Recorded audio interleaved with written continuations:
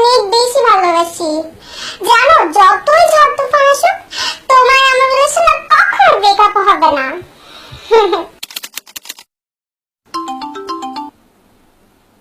Hello, আসসালামু আলাইকুম রহমতুল্লাহি ওয়া বারাকাতুহু।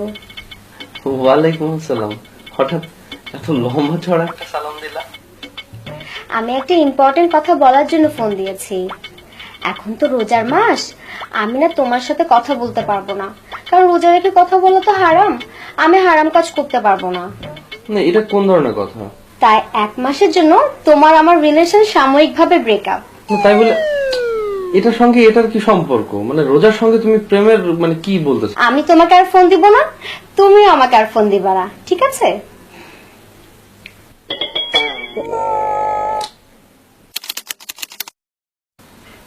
হ্যালো, আসসালামু আলাইকুম। ওয়ালাইকুম আসসালাম। হঠাৎ সালামের লেন্থ তো কমে গেল, কাহিনী কি?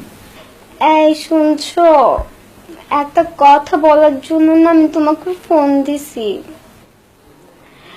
ঈদ তো চলে আসছে, আর মাত্র 10 দিন বাকি। আমি বলছিলাম কি, চলো না শপিং এ যাই। চলো না শপিং এ যাই। শপিং না? কেন, তুমি তো বলছিলা 1 মাস রমজান, তাই breakup. So breakup and no shopping. চলো না, এমন করছো কেন? সবকিছু কি শপিং এর সাথে টান দিচ্ছ কেন?